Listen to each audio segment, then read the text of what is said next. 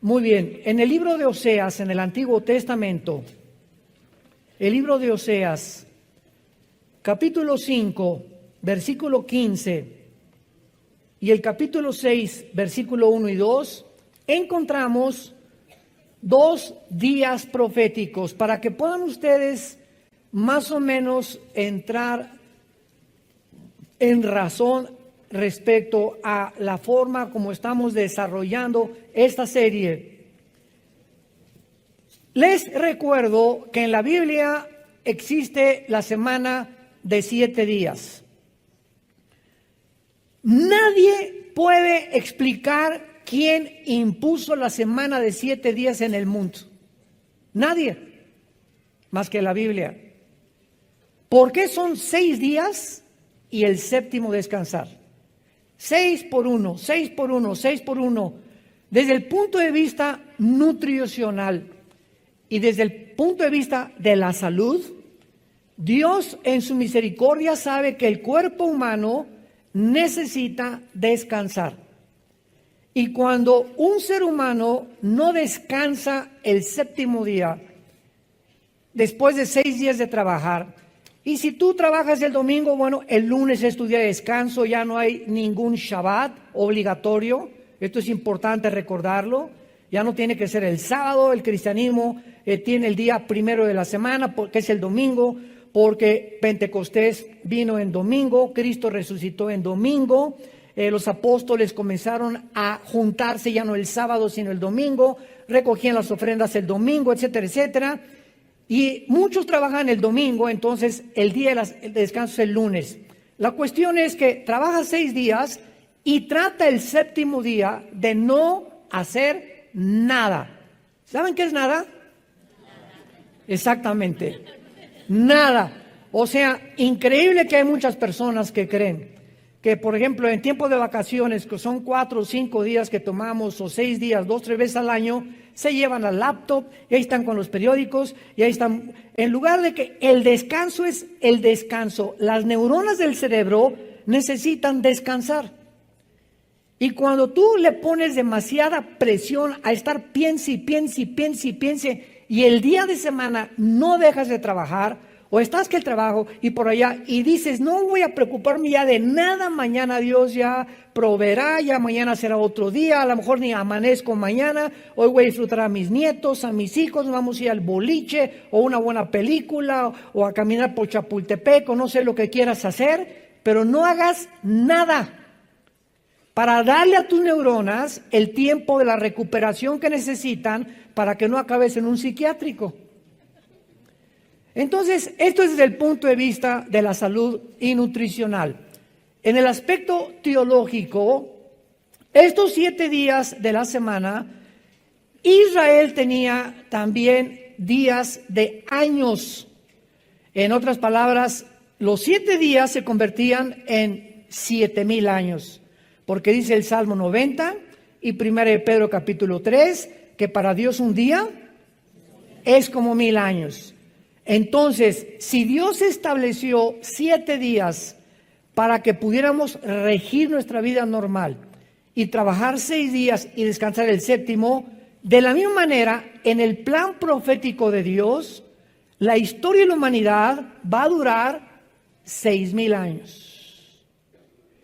Y ahorita, desde que Adán y Eva pisaron este mundo hasta Abraham, hubo 2,000 años, si lo quieres ir apuntando. De Adán a Abraham hubo aproximadamente 2,000 años. De Abraham a Cristo hubo 2,000 años. Y de Cristo a nuestros días, la iglesia lleva aproximadamente 2,000 años. Muy bien. Si estamos cerca del año 6,000, ¿por qué no sabemos si son exactos? Porque a principios de la historia de la edad de Cristo a nuestros días, se cambió el calendario. El Papa Gregorio cambió el calendario lunar de los judíos de 360 días al calendario solar de 365 minutos y segundos.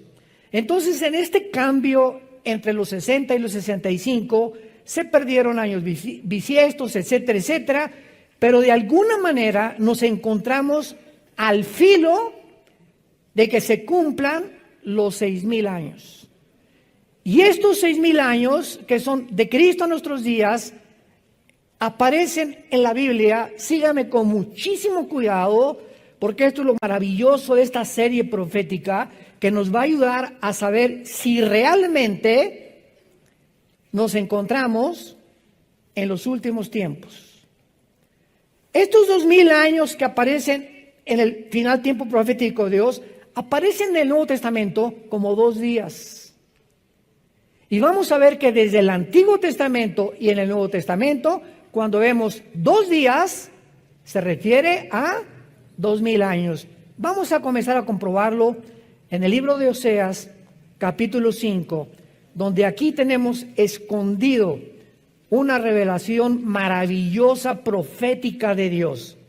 Está hablando Dios acerca de Israel. Oseas 5, versículo 15. Y dice así: andaré y volveré a mi lugar.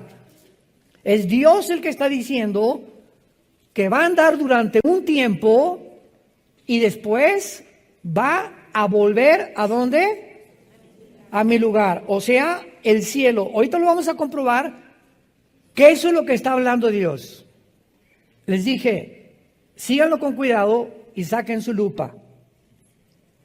Hasta que reconozcan su pecado y busquen mi rostro. En su angustia me buscarán. Dice Dios, voy a andar entre ustedes y me voy a ir. Y voy a regresar cuando Israel reconozca su pecado y busque mi rostro. ¿Se acuerdan a Cristo cuando entró en su burrito a Jerusalén? Jerusalén, Jerusalén, que matas a los profetas, como la gallina quise buscar a los pollitos y meterte bajo mis alas, pero no me volverán a ver hasta que digan, Baruch Hashem Adonai Eloheim, bendito el que viene en el nombre del Señor. No me buscarán hasta que me reconozcan que yo soy el Mesías. ¿Y cuándo va Dios a reconocer, cuándo Israel va a reconocer a Jesús? Después de los 2,000 años. Cuando termine la época de la iglesia, viene la tribulación y en estos 7 años Israel se convertirá a Jesucristo. Y lo dice el versículo 15, en su angustia me buscarán, que serán los 7 años de la tribulación. El tiempo de angustia, Jeremías 37 de Jacob, que en el Nuevo Testamento se llama la tribulación. Continuemos el capítulo 6. Vengan, y aquí ya hay muchísimo más profundidad, y volvamos a Jehová, porque Él arrebató y nos curará, hirió y nos vendará.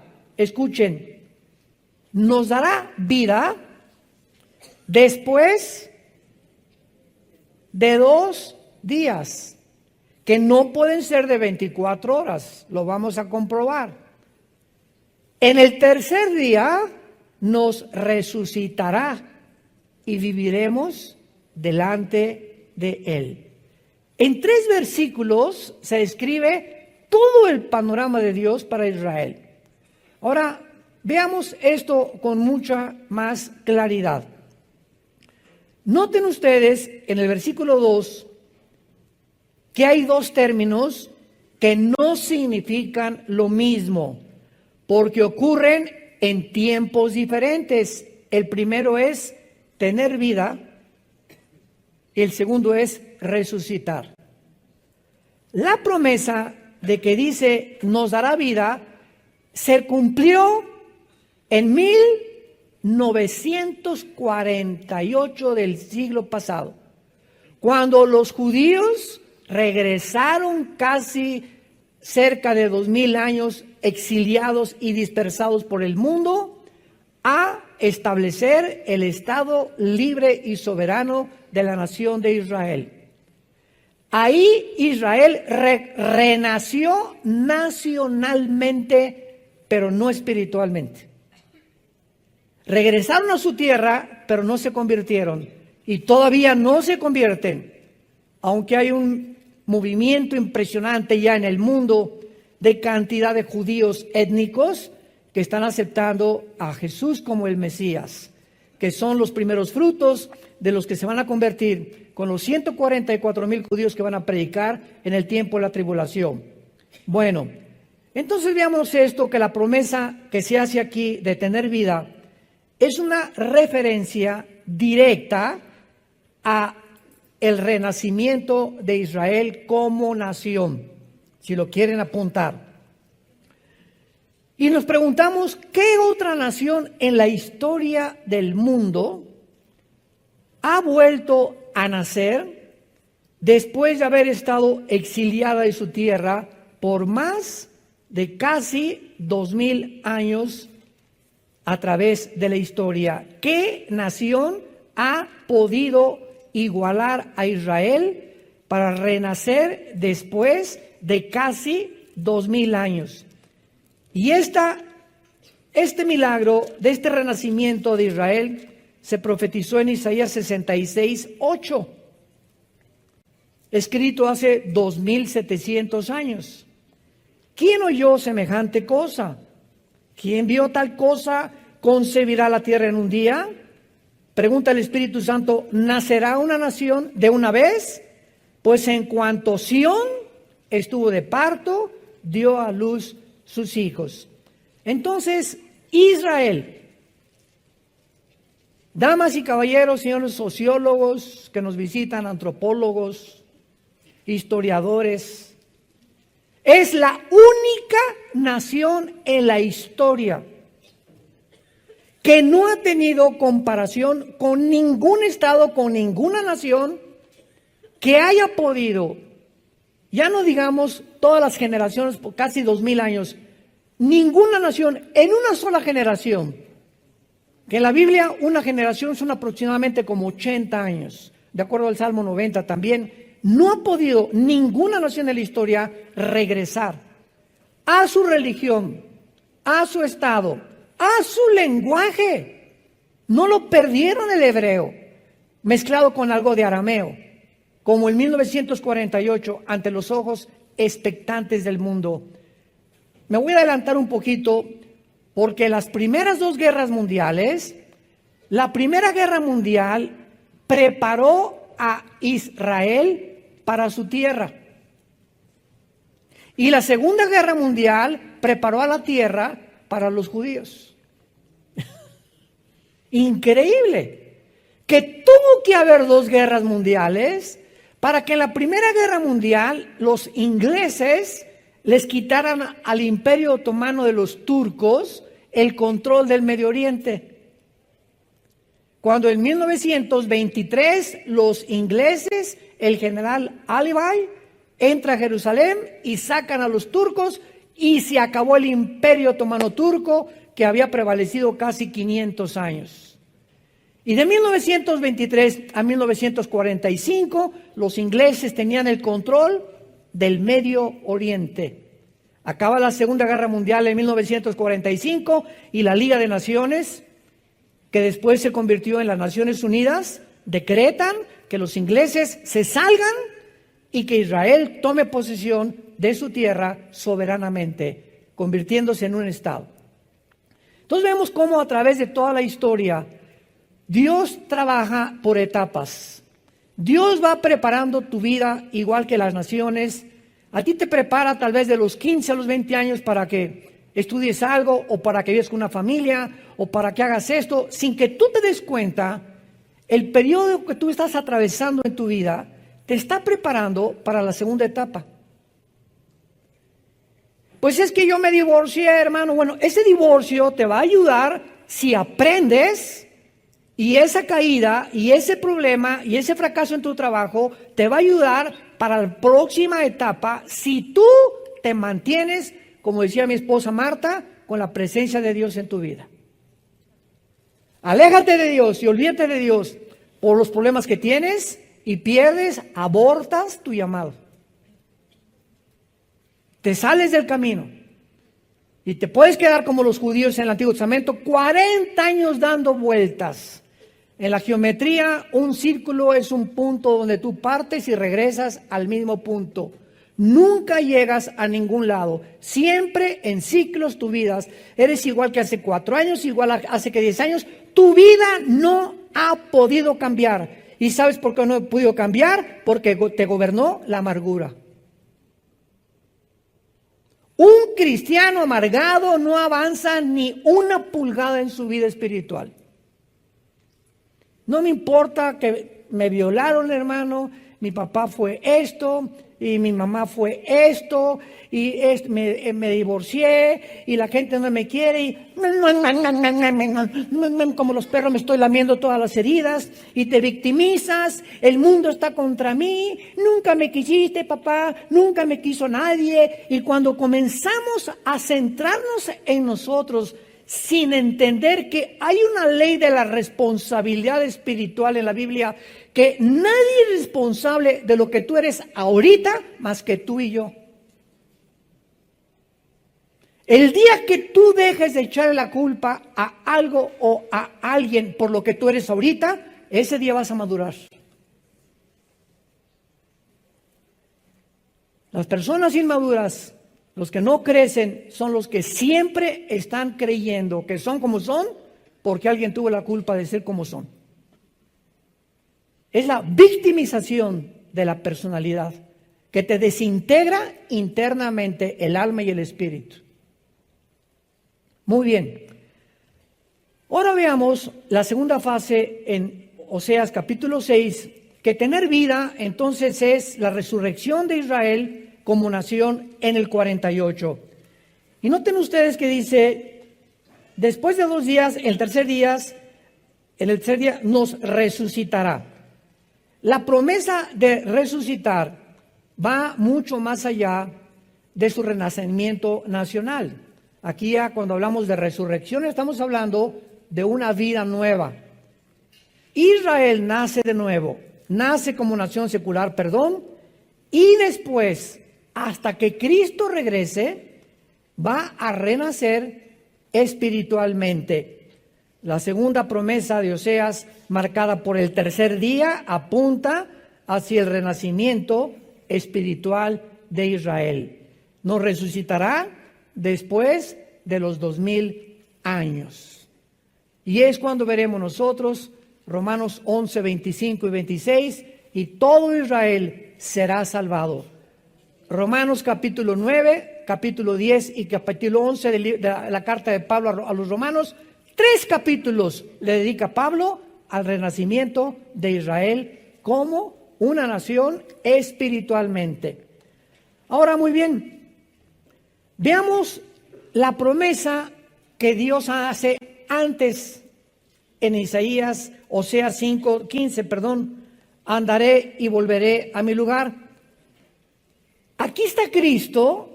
¿Saben quién está hablando aquí? Dios en la persona de su Hijo. Andaré y volveré a mi lugar. Vamos a ver ahora en el Evangelio de Juan, principalmente, cómo Cristo comienza a platicarles a sus discípulos continuamente, diciéndoles, me voy a ir, voy a regresar. Y estaban los discípulos, ¿a dónde? ¿A Tlacomulco? ¿A dónde te vas? ¿De qué está hablando? ¿Se va de vacaciones o qué? Pero él estaba citando Oseas 5:15, de que él iba a regresar a su lugar e iba a regresar al mundo cuando Israel se convirtiera, que será en el tiempo de la tribulación. Vayamos pues al Evangelio de Juan. ¿Ya ven por qué no traen su Biblia?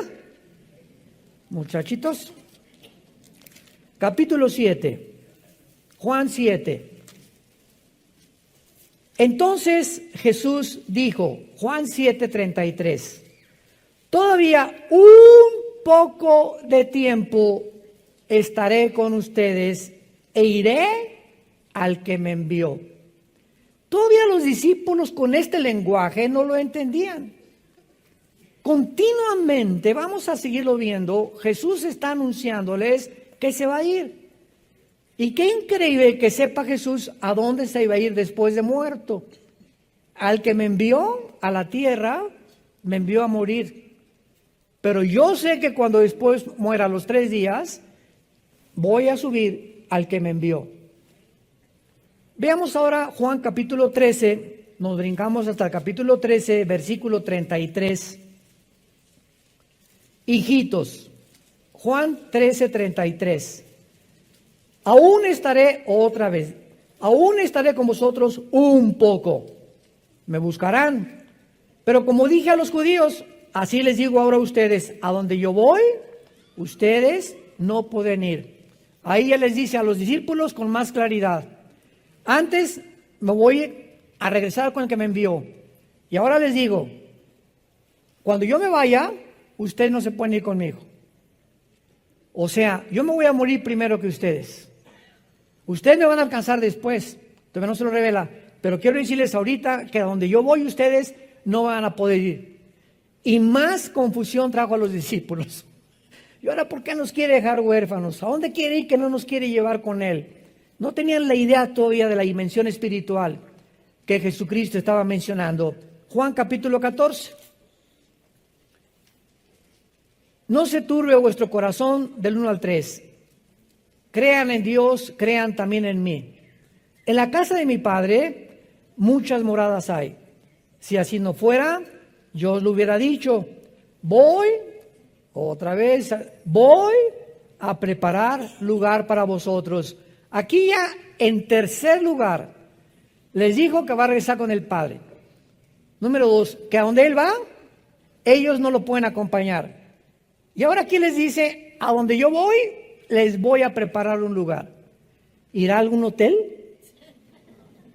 ¿Irá a la Riviera Maya a prepararnos ahí algo rico para vivir ya eternamente ahí en la Riviera junto con Él? Y aquí los discípulos, más que cualquier otra cosa, entraron en un estado de ansiedad por no entender espiritualmente las palabras de Jesús. Y en el versículo 3 les dice, y si me fuere y os prepararé lugar, vendré otra vez. Aquí está hablando del arrebatamiento de la iglesia. ¿Cómo sabemos que no está hablando de la segunda venida, que es otro evento completamente diferente? Porque dice, y os tomaré a mí mismo. Esta palabra en el griego, paralambano, implica tomar así con fuerza. Y esta palabra con la palabra en 1 Tesalonicenses 4:17, el rapto, que es arpazo en el griego, arpazo se tradujo arrebatar, significa quitar con fuerza. Entonces, en el rapto viene Jesús y ¡boom! Millones de personas desaparecen del mundo. Viene a sacarnos del mundo y Él no pone los pies en el mundo. Él es del cielo, nos saca del mundo y nos reunimos con Él en el espacio cósmico. Y ya que estemos con Él, nos vamos hacia el tercer cielo con Él. Pero Él baja por nosotros porque el espacio cósmico es el dominio de Satanás. Y viene a proclamar a los ángeles caídos y a todos los poderes de las tinieblas, he venido y voy a regresar a conquistar este mundo para todos ustedes. Para que donde ustedes estén, donde yo estoy, ustedes estén conmigo. Muy bien, sin embargo, aun cuando actualmente nos encontramos en la época de la iglesia, que son estos 2000 años, esto es importante. La iglesia, amados santos de Dios, la iglesia no es la fuerza que está guiando el plan profético de Dios. La iglesia no es, repito, la que está guiando el plan profético de Dios, porque el factor crítico que Dios usa en toda la Biblia es Israel. ¿Te gustó? Todas las profecías bíblicas del final de los tiempos están relacionadas con Israel. La iglesia va a desaparecer al cumplirse los 2000 años, el rapto nos vamos. Pero aquí en la tierra siguen 7 años de tribulación, donde Dios va a tratar con Israel para que ellos puedan, en este tiempo de angustia, al final reconocerlo como el Salvador. Y ya que Israel reconozca a Jesús como el Salvador, regresamos con Él en la segunda venida. Malaquías capítulo 14, pisará sus pies en el Monte de los Olivos. El año pasado que vayamos a Israel, vamos a ver el Monte de los Olivos. Se va a ver un valle de norte a sur, de occidente al oriente. Se va a hacer una cruz, un cisma como una cruz se va a hacer en Israel, donde nosotros bajamos con Él a establecer su reino milenial. Israel es el termómetro de Dios. Con esto estoy adelantándonos para que ustedes comiencen en esta serie que estamos estudiando, entender que ahora tenemos que tener nuestros oídos y nuestro enfoque para saber en qué tiempo nos encontramos, estar en contacto con lo que está pasando en Israel. Israel es el termómetro de Dios. Dios no ha desechado a Israel, no ha dejado a Israel. Estamos temporalmente la iglesia injertados, Romanos 11, en el olivo natural. Somos el olivo silvestre. Ellos siguen siendo el olivo natural porque de Israel, de los patriarcas, Abraham, Isaac, Jacob, Judá, viene todo esto escrito. Los apóstoles que escribieron la Biblia nacieron en Tlalnepantla, nacieron en Israel, eran judíos, la primera iglesia cristiana fue judía, y por eso en Romanos Pablo dice, el evangelio es a los judíos primero y después a los gentiles. Primero Dios a los judíos y después a los gentiles. Pero como en estos 2000 años de historia, Israel continuó rechazando a Dios, continuamos nosotros predicándoles y tenemos ya gran cantidad de testimonios de judíos que están convirtiéndose a Jesucristo. A la iglesia no se le dio un tiempo específico de duración para que nosotros estuviéramos en la tierra. Escúchenme lo que acabo de decir. La Biblia no menciona cuántos años la iglesia va a durar. Estamos creyendo que 2000 años para Israel, pero escuchen esto. Si llegamos al año 2000, que es cuando Dios comienza la tribulación, podemos ser sacados nosotros o arrebatados 6 meses antes de que el anticristo firme el tratado, 1 año antes, o el rapto puede venir 5 años antes y pasar 5 años antes hasta que el anticristo firme el tratado. La iglesia no tiene el día y la hora, nadie sabe cuando Cristo viene por nosotros. Nadie se atreva a decir en tal fecha o en tal día Cristo viene. No sabemos. Sabemos los tiempos y nos encontramos en los tiempos. Que de eso se trata esta serie. Pero el día y la hora no lo sabemos. Pero para Israel el tiempo está contado cronológicamente por las profecías bíblicas. Ahora vamos a comenzar a estudiar estos 2 días en el Evangelio de Juan, que vamos a comprobar que Cristo no se refería a 2 días de 24 horas. Para corroborar que cada vez que Jesús mencionaba 2 días, se estaba refiriendo a 2000 años en relación con la nación de Israel. Juan 4 con la mujer samaritana. La Biblia menciona en el Evangelio de Juan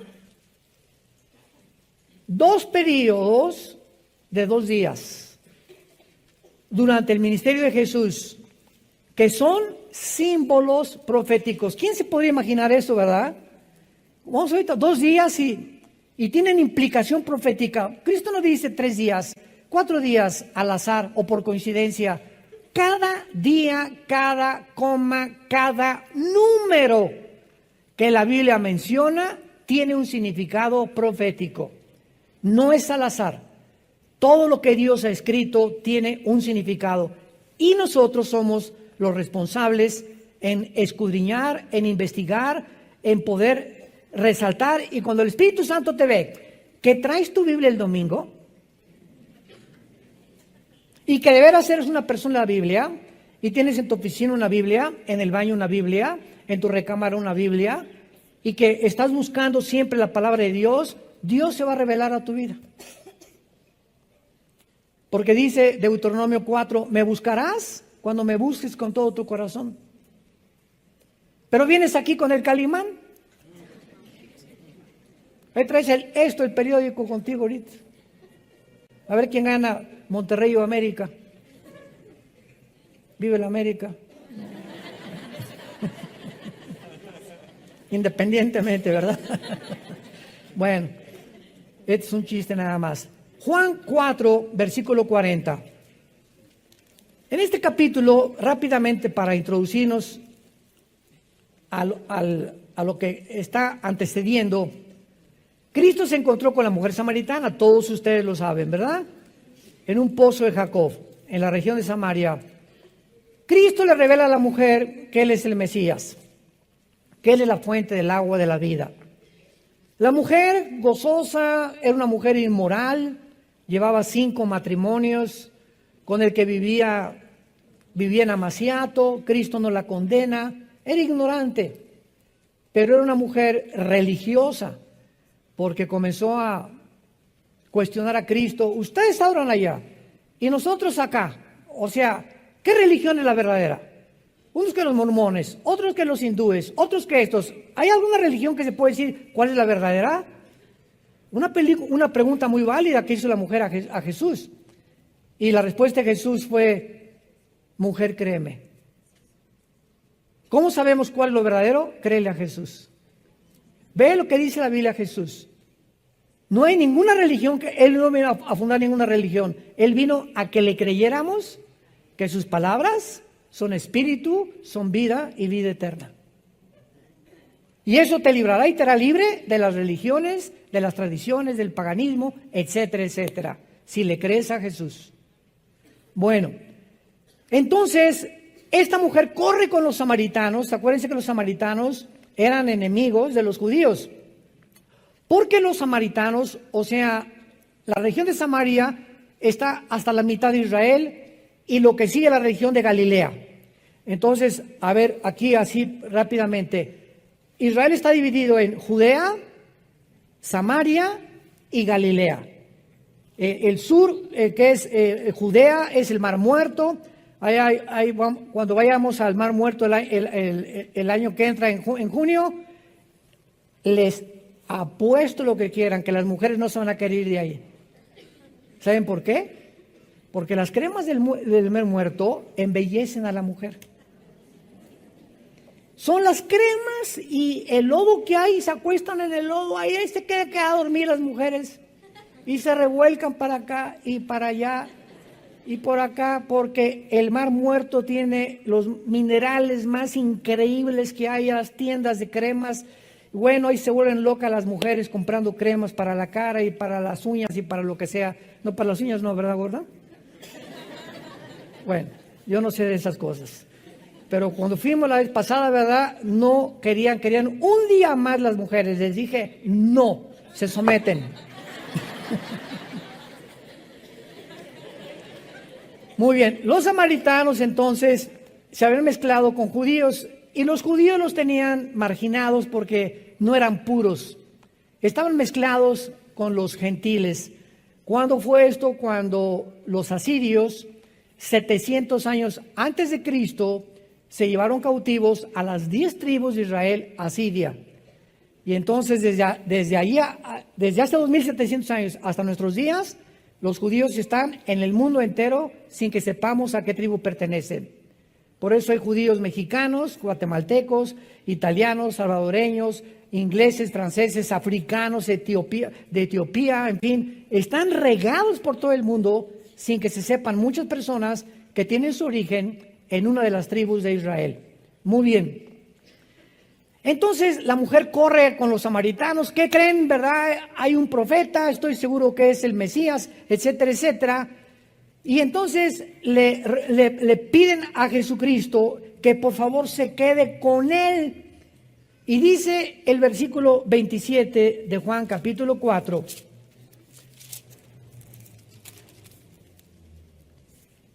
En esto vinieron los discípulos y se maravillaron de que hablaba con la mujer. Sin embargo, ninguno dijo, ¿qué preguntan o qué hablan? Sin embargo, encontramos en el versículo 42, y decían a la mujer, Ya no creemos solamente por tu dicho, porque nosotros mismos hemos oído y sabemos que verdaderamente este es el Salvador del mundo en Cristo. 2 días después salió de allí y se fue a Galilea. Pregunta: ¿por qué Jesús detiene su visita a Samaria 2 días? ¿Por qué 2 días? ¿Qué relación hay en que él se haya quedado 2 días con los samaritanos, con los 2000 años relacionados con la profecía para Israel? Y la respuesta es la siguiente: en todo su ministerio, casi ninguno de los judíos se convirtió. Y en la primera visita a Samaria, casi todos los samaritanos se convierten, los marginados, los desechados del mundo. Y en ese momento, Jesucristo, al decir, me quedo 2 días con ellos, los samaritanos son un tipo de la iglesia. Ellos eran mezclados, gentiles con judíos, y la iglesia, ¿cómo está mezclada en el siglo XXI? Gentiles con judíos también. Y cuando Jesús dice, me quedo 2 días con ustedes, está hablando proféticamente que después de los 2000 años vendría Dios a establecer su trato con los judíos. Qué impresionante que es en un ministerio de 3 años y medio, donde la mayoría eran judíos, se rehúsan a creer en Él, y en un solo día en Samaria, todos los gentiles casi creen en Él. ¿Qué significado tenía, verdad? Que la época de la iglesia está mezclada también, pero predominantemente de gentiles. Ser un reflejo de este ministerio de Jesús que tuvo con los samaritanos. ¿Podríamos alguna vez habernos imaginado esto? ¿Ven cuántas joyas y cuántas piedras preciosas? Ahorita todavía están muchos. Lo comprendo. El año que entra lo vas a entender un poco más. Pero son piedras preciosas y joyas que vamos descubriendo en la Biblia. Y ¿saben cuál es el secreto de la Biblia? La conexión.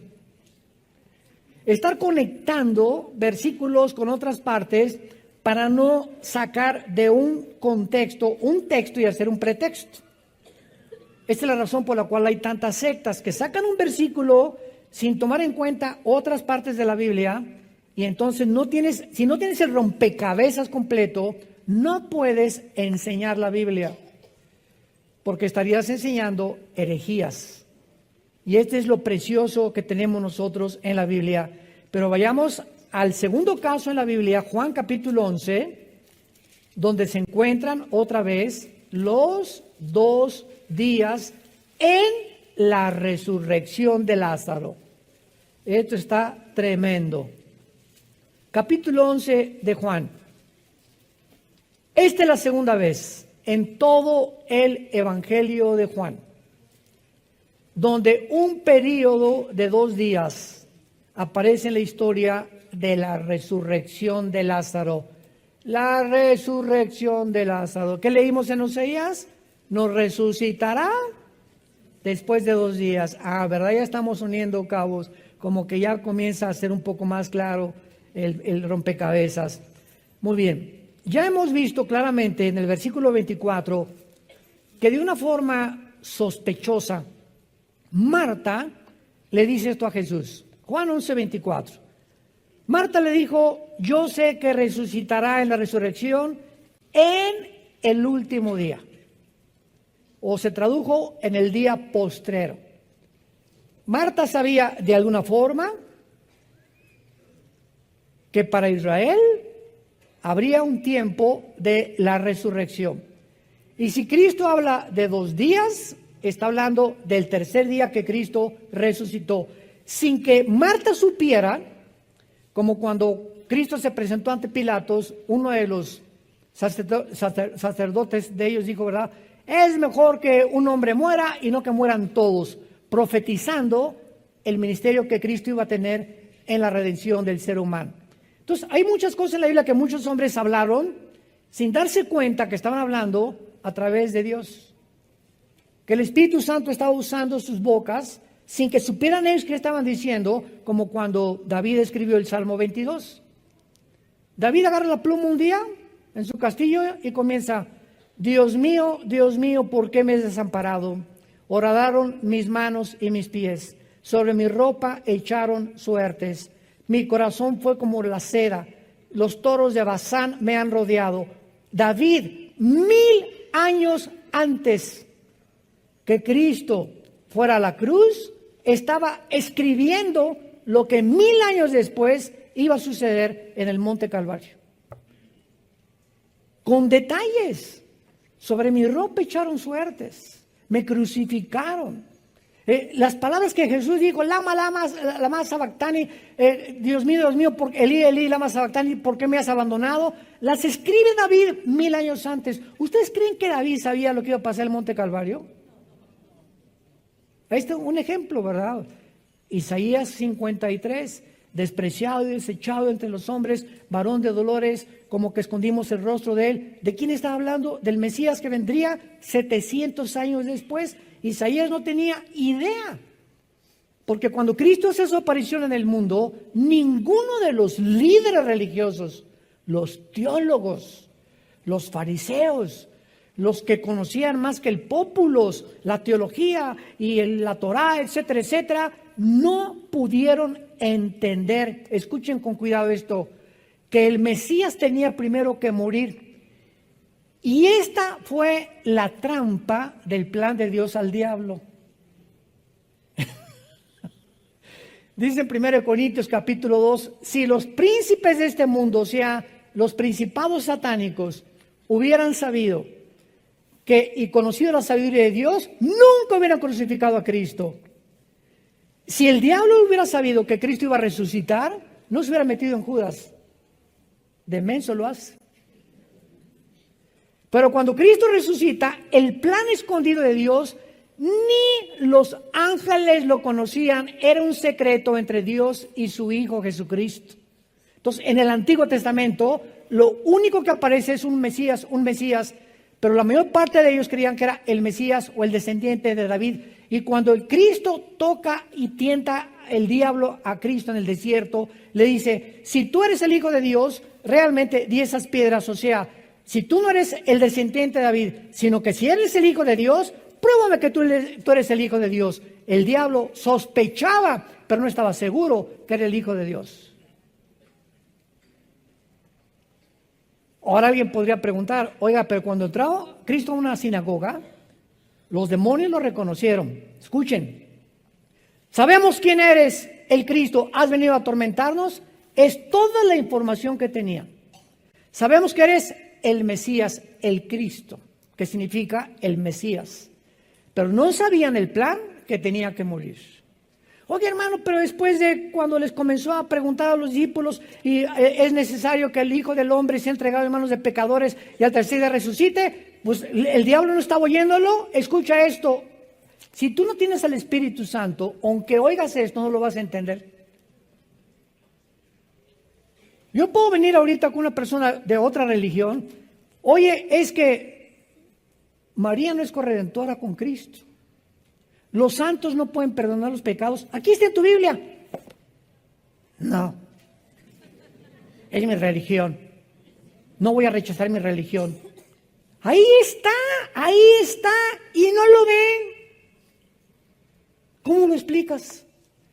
Hasta que el Espíritu Santo entre a nuestra vida y nos abra el entendimiento, podemos tener la luz y no ser iluminados. No hay peor ciego que aquel que tenga la luz enfrente y no es que no pueda ver, no la quiere ver. Tú le puedes convencer, como lo he hecho en los debates con los ateos, que el ateísmo es insostenible filosóficamente, que la teoría de la evolución que se enseña en las universidades a nuestros hijos es anticientífica, antibiológica, antigenética y contra la primera y la segunda ley de la termodinámica. Y los maestros les dices: pero ¿cómo estás enseñando algo que tu misma ciencia que te jactas en que eres científico y que esto es una religión, la ciencia te demuestra que la teoría de la evolución es imposible. ¿Pero qué hay? ¿Por qué no cambian de un bando al otro bando? Simplemente porque el orgullo intelectual es más grande que la verdad. Detiene la verdad. Romanos 1. Habiendo conocido a Dios, no le quieren glorificar como Dios ni darle gracias. Se envanecen en sus razonamientos y profesando ser sabios, se vuelven necios. La Biblia nos explica la conducta psicológica del ser humano en todos sus sentidos. Muy bien. Entonces, Marta le dice, en el último día vas a resucitar. Y Lázaro se enferma gravemente. Sabemos que eran los mejores amigos de Jesús. Marta, María y Lázaro eran 3 hermanos. Y supuestamente esta familia era de mucho dinero. Eran de las familias más pudientes que había en Israel. Y siempre estaban a Cristo hospedándolo en su casa, dándole de comer. Seguro que hasta una habitación especial la tenían para él, etcétera, etcétera. O sea, era como un amigo íntimo Jesús de Marta, María y de Lázaro. Imagínense ustedes cuando le van a avisar a Jesucristo, Lázaro está gravemente enfermo. Dice el versículo 3 del capítulo 11, enviaron las hermanas para decir a Jesús, he aquí el que amas, o sea, el Espíritu Santo pone énfasis en que había un amor muy especial de Jesús por Lázaro, principalmente por Lázaro, al que amas. Cuando lo oyó Jesús dijo, esta enfermedad no es para muerte, sino para la gloria de Dios, para que el Hijo de Dios sea glorificado por ella. Hasta ahí sabemos que Cristo detiene su visita. No 3 días, no 4 días, lo vamos a ver, con el propósito de que muera Lázaro. El plan de Dios era que Lázaro muriera. El plan de los hombres era que viviera y que no se muriera de esa enfermedad. Pero los pensamientos de Dios no son nuestros caminos. Y son más altos que los de nosotros. Entonces hay muchas decisiones de Dios que Él toma que van mucho más allá de lo que creemos que sería mejor para nosotros. Es como hace poco me dijeron una persona que querían ir a resucitar a un muerto y les dije, miren hermanos, si don Pancho Pistolas resucita, ¿saben lo que va a pasar? Que abriendo los ojos va a decir, devuélvanme. Por el amor de Dios, estaba mucho mejor que en mi rancho. Estoy mejor que en este mundo de sufrimiento. La muerte es la liberación del alma y del espíritu para estar en un lugar que ni nos imaginamos y queremos traerlos de vuelta. Solamente para que esté conmigo, porque lo extraño. Y claro que es lógico eso, ¿verdad? Y quisiéramos que no perdiéramos a los seres queridos, pero cuando el cristiano sabe que una persona de la familia ha partido con el Señor y está en un lugar 1000 veces mejor que en este mundo, ese es un consuelo que te da para tener paz en tu vida y seguir viviendo para Cristo y no vestirte de negro 5 años. Muy bien. Entonces le envían a Jesucristo y dice el versículo 6, cuando yo pues que estaba enfermo, se quedó 2 días en el lugar donde estaba. ¿Por qué 2 días? Siempre pregúntate en la Biblia, ¿por qué? ¿Por qué? ¿Por qué? ¿Por qué es esto? El mundo de los por qué que pertenece a los niños. ¿Por qué los globos se elevan, papá? ¿Por qué en el avión veo como hormiguitas a la gente? ¿Por qué esto? ¿Por qué lo otro? ¿Por qué se hace caliente el agua? ¿Qué es lo que calienta el agua? ¿Por qué el agua se evapora? Y los niños tienen 1000 preguntas y crecemos, llegamos a los 50 años y dices, ya lo chepo todo. Qué feo, ¿no?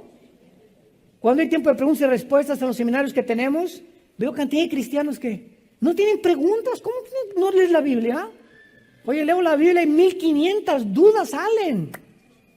Nunca podremos conocer la respuesta a todas las dudas, seríamos dioses. Entonces, mientras estemos en un mundo limitado y la mente de Dios, que es la palabra de Dios, tendremos 1000 dudas. Y el secreto es no quedarte con las dudas, investigar, preguntar, porque Dios quiere responderte. Entonces se queda 2 días y la pregunta es ¿por qué? ¿Por qué 2 días se queda Jesús en Betania? Intencionalmente Jesús retrasa su viaje. Ni siquiera acabé y miren, ya están. Qué malintencionados, ¿verdad? Para manifestar el poder de Dios en la resurrección. Pero tenemos aquí algún tono profético para su retraso de 2 días. Es la pregunta que tenemos que contestar. Ya sabemos que los 2 días para que resucitara y corroborar que al tercer día también le iba a resucitar, porque entonces al tercer día resucita Cristo a Lázaro, proféticamente anunciando y señalando su resurrección. Pero ¿habrá algún tono profético relacionado con los 2 días de Israel? ¿Está Lázaro representando simbólicamente a Israel? ¿O estaba Jesús insinuando nada más que la muerte de Israel, o que la muerte de Israel como nación duraría 2 días? La resurrección de Lázaro fue un milagro. ¿Quién lo puede negar? Pero solo fue una resurrección física, porque recuerden que él resucitó y volvió a morir. El primero en haber muerto sin haber resucitado, sin regresar a la vida, ha sido Jesucristo. Todas las resurrecciones que tú veas en la Biblia volvieron a vivir. O sea, no estaban desconectados del espíritu. Una vez un cardiólogo, amigo mío en Toluca, hace como un mes me mandó un correo. Me dice: Armando, tengo testimonios de personas que están siendo resucitadas en las salas de emergencia. Y yo le contesté: no estaban muertas. ¿Cómo si el corazón les dejó de latir? Y hasta pudimos saber que el cerebro no funcionaba. Le dije: bíblicamente, Santiago capítulo 1, el momento que el espíritu separa el cuerpo, sobreviene la muerte. Esas personas no resucitaron, no se habían muerto. El espíritu estaba todavía sobre ellas. Así que no resucitaron a ellas. Simplemente Dios, el espíritu lo volvió a meter para que siguieran viviendo. No es hasta que el espíritu se separa bíblicamente del cuerpo que sobreviene la muerte clínica. Mientras tanto, le dije: tienes toda la razón. Y este hermano es un cardiólogo de mucho respeto en el Estado de México. Entonces vemos nosotros que la resurrección de Lázaro fue un milagro, pero fue solamente una resurrección física. No recibió la inmortalidad de su cuerpo glorificado, o sea, que no volvería a morir. El espíritu de Lázaro aún está esperando la resurrección y la glorificación junto con nosotros.